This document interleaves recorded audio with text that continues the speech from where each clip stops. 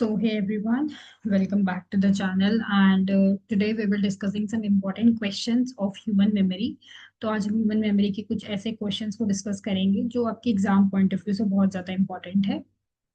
और ये क्वेश्चंस आमतौर पर आपको देखने को मिलेंगे भी आपके यूनिट टेस्ट्स में, आपके एफएज में और आपके स्पेशली आपके फाइनल और हाफ ईयरलीज में। Okay, so let's start. Okay, now, question number one is, what is memory?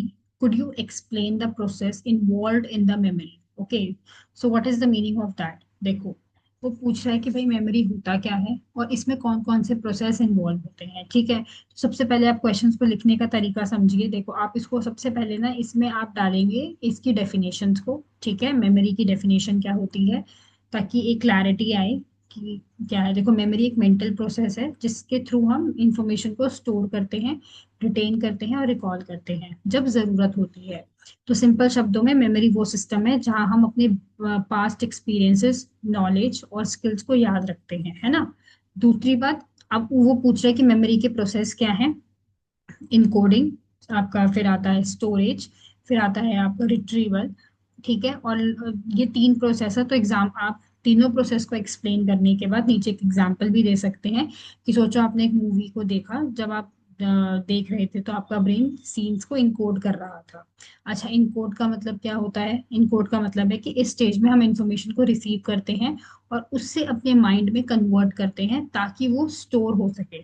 तो एग्जाम्पल के तौर में, जब आप किसी का नाम पहली बार सुनते हो तो आपका ब्रेन उस साउंड को इनकोड करता है या बेसिकली उस इंफॉर्मेशन को समझने की कोशिश करता है।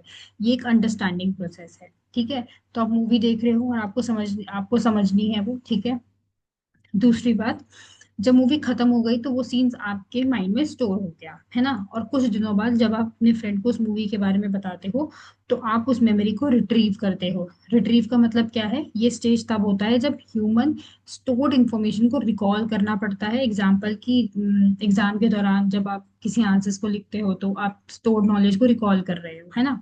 तो आप रिट्रीवल प्रॉपर ना हो तो भूल भी जाते हो, दैट इज द फॉरगेटिंग, है ना। सो इस तरीके से आप आंसर को लिखिए और नीचे एक एग्जाम्पल को मेंशन कीजिए। You will get definitely a good marks in this question. Okay, next question is, okay, explain the three stages और the systems of the memory. Okay, तीन स्टेजेस क्या हैं? सबसे पहले अगेन थोड़ा सा इसके आंसर्स को इनकोड कीजिए कि किसने दिया था ये। ठीक है, तो अकॉर्डिंग टू द एटकिंसन और the sheriff stage model of memory, उन्होंने इसको तीन सिस्टम में डिवाइड किया: सेंसरी, शॉर्ट टर्म और लॉन्ग टर्म। तो सेंसरी मेमोरी क्या है? ये मेमोरी सिस्टम इन्वायरमेंट से आने वाली इंफॉर्मेशन को बहुत शॉर्ट टाइम के लिए स्टोर करता है। ये सिर्फ 1 से 3 सेकंड तक इंफॉर्मेशन को होल्ड करता है। इसका इसका मेन काम होता है जो हम देखते हैं, सुनते हैं, फील करते हैं, उसका हम इनिशियल एक तरीके से रिकॉर्ड बनाते हैं। ठीक है, जब आप लाइटनिंग देखते हो, जिससे बिजली चमक जाती है, पर उसका जो इमेज है वो थोड़ी देर तक आंखों के सामने रहता है ना। तो ये है सेंसरी मेमोरी का एग्जांपल। ठीक है, इसको आप आइकॉनिक और इकोइक मेमोरी भी बोलते हो। तो आइकॉनिक मेमोरी क्या है? विजुअल इमेजेस, आंखों से रिलेटेड। और इकोइक मेमोरी क्या है? साउंड, मतलब कि कानों से रिलेटेड। ठीक है, तो शॉर्ट टर्म मेमोरी क्या होती है आपकी? इसको हम वर्किंग मेमोरी भी कहते हैं। ये सिस्टम इंफॉर्मेशन को टेम्परेरी, मतलब कि 15 से 30 सेकेंड्स के लिए आप मान लो स्टोर होती है। तो एसटीएम की कैपेसिटी लिमिटेड होती है। ठीक है, एवरेज पर्सन सिर्फ 7 से ये लगा लो आप 2 आइटम्स याद रख सकता है एक टाइम पर। ठीक है, तो अगर हम रिहर्स करते हैं, बार बार रिपीट करें, तो इन्फॉर्मेशन लॉन्ग लॉन्ग टाइम तक आपके दिमाग में स्टोर हो जाती है। जब आप एक मोबाइल नंबर सुनते हो और उसे लिख के याद करते हो तो वो शॉर्ट टर्म है। ठीक है, फिर आपका लॉन्ग टर्म है। ये मेमोरी सिस्टम बहुत लंबे समय तक, इवन ये कह लो आपकी आपकी लाइफ टाइम तक भी रह सकती है। ठीक है, तो इसमें हम अनलिमिटेड कैपेसिटी होती है। इंफॉर्मेशन यहाँ मीनिंग के बेसिस पर स्टोर है। तो आपका अपना नाम, स्कूल का नाम, ठीक है, या फिर चाइल्डहुड मेमोरीज, ये सब लॉन्ग टर्म मेमोरीज का एग्जाम्पल है। ठीक है, लॉन्ग टर्म मेमोरीज भी दो टाइप की हैं, एक्सप्लिसिट और इम्प्लिसिट। एक्सप्लिसिट क्या है? डिक्लेरेटिव, यानी कि फैक्ट और इवेंट के बेसिस पर, जैसे कि नाम, फॉर्मूलाज। ठीक है, और इम्प्लिसिट क्या है? प्रोसीजरल, आपकी स्किल्स, आपकी हैबिट्स, एग्जाम्पल आपकी साइकिलिंग, आपकी टाइपिंग। ठीक है, तो वो लॉन्ग टर्म में जाएगा। So these are the three systems, और ऐसे ही लिखना है इसको with example. Next, so what are the different types of long term memory, explain with the example. देखो, तीन टाइप की होती है, एपिसोडिक, सिमेंटिक एंड प्रोसीजरल। ठीक है, तो अब ये है क्या, सिंपल सी बात है, लॉन्ग टर्म मेमोरी वो सिस्टम है जिसमें इंफॉर्मेशन लंबे समय तक स्टोर होती है, जो मैंने आपको बताया, इसकी कैपेसिटी अनलिमिटेड होती है। ठीक है, तो और इंफॉर्मेशन का मीनिंग देखो, ये इंफॉर्मेशन के ना आप कह सकते हो कि इंफॉर्मेशन के मीनिंग के बेसिस पर ये स्टोर होती है। ठीक है, तो लॉन्ग टर्म मेमोरी के भी दो टाइप होते हैं, मैंने जो बताया आपको एक्सप्लिसिट वाला। तो एक्सप्लिसिट में आता है आपका एपिसोडिक मेमोरी। ठीक है, एपिसोडिक मेमोरी क्या है, ये मेमोरी हमारे पर्सनल एक्सपीरियंस और इवेंट्स को स्टोर करती है। इसमें टाइम, प्लेस और इमोशन का कंटेक्स्ट होता है, जैसे आपकी बर्थडे सेलिब्रेशन है, स्कूल का फर्स्ट डे है, वेकेशन है। ठीक है, दूसरा है सिमेंटिक, मतलब कि ये मेमोरी जनरल नॉलेज और फैक्ट्स को स्टोर करती है जो पर्सनल नहीं होते, इसे हम वर्ल्ड नॉलेज रखते हैं। ठीक है, तो एग्जाम्पल है knowing that Delhi is the capital of India, है ना, और the water boils at 100 degrees. So दूसरा क्या है आपका, नॉन डिक्लेरेटिव, इसको आप इम्प्लिसिट भी बोल सकते हो। तो ये वो मेमोरी है जिसमें हम बिना सोचे समझ के परफॉर्म करते हैं, मतलब कि अनकॉन्शियस हो जाते हैं। तो skill, habit, learn actions, these are all the examples of that. ठीक है, तो ये है। और सिमेंटिक मेमोरी क्या है, नॉलेज को स्टोर करना। प्रोसीजर क्या है, स्टोर इन्फॉर्मेशन को परफॉर्म करने में हेल्प करना अपने टास्क को। ठीक है, टास्क को जैसे कि साइकिलिंग्स वगैरह हो गई। तो these are the main fact.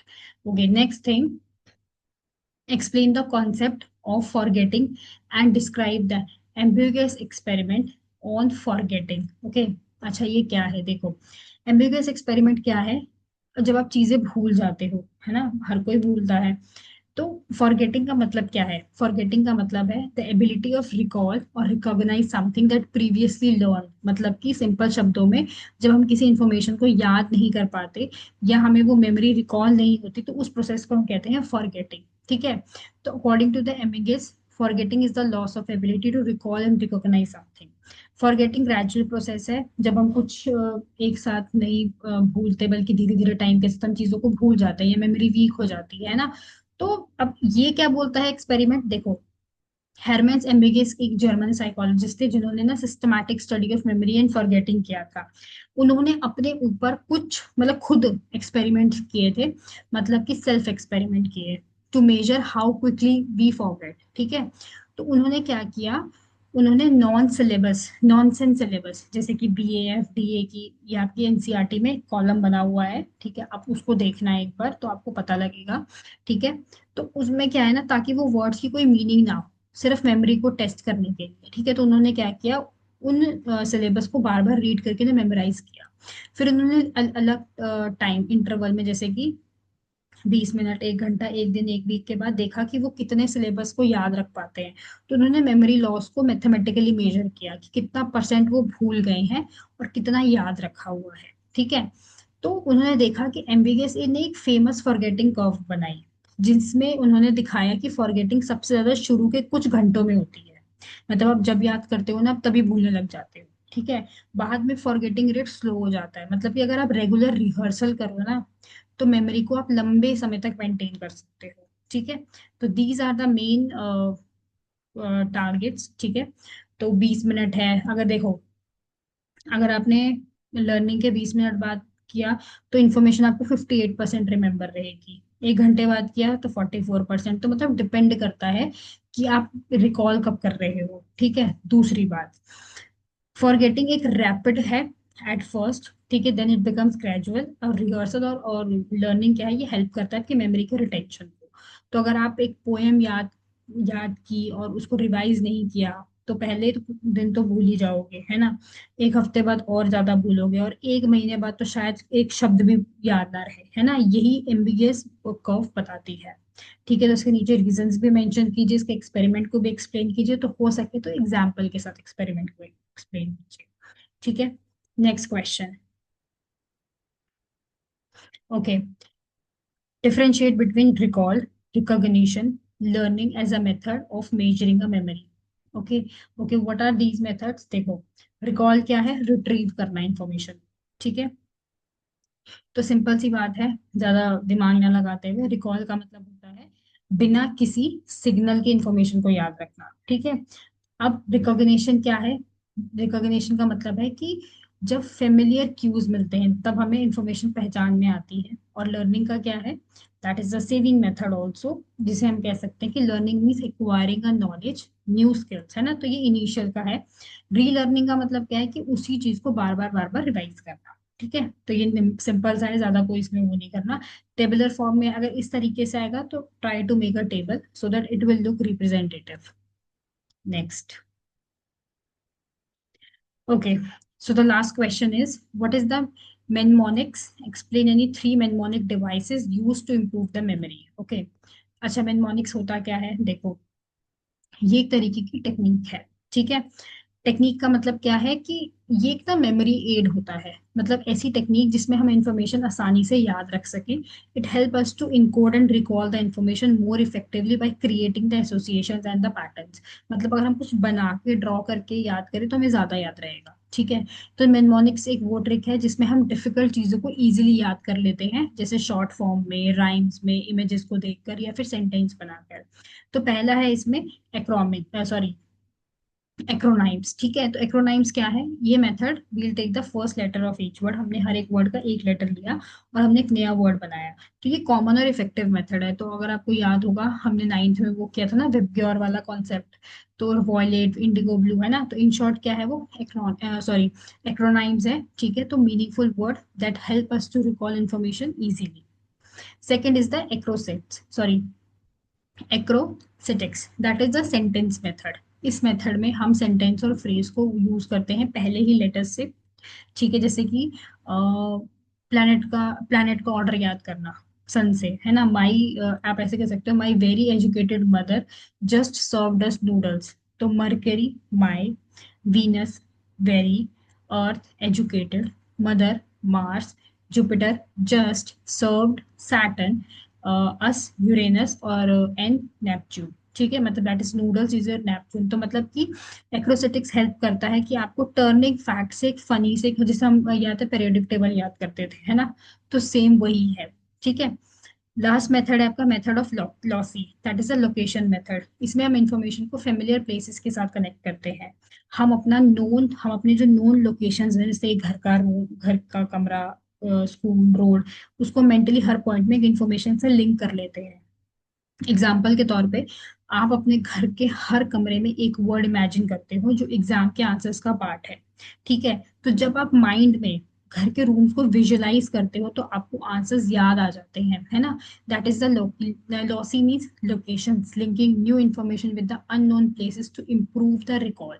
तो व्हाट इज द कंक्लूजन, देखो, mnemonics help in to grow the memory, speed of the recall, and make learning interesting and the long lasting. So they are especially helpful in the exam preparation and the quick revision as well. ठीक है, तो ये questions आपके most important है। I hope you remember these questions well, और इन्हें आप अच्छे से कर लेना। यही इंपॉर्टेंट क्वेश्चंस है इस चैप्टर के। So thank you so much for listening me, and if you have any doubt or something, you can pin me in the chat box. So let's wrap up the video and let's meet in the new chapter. Bye everyone.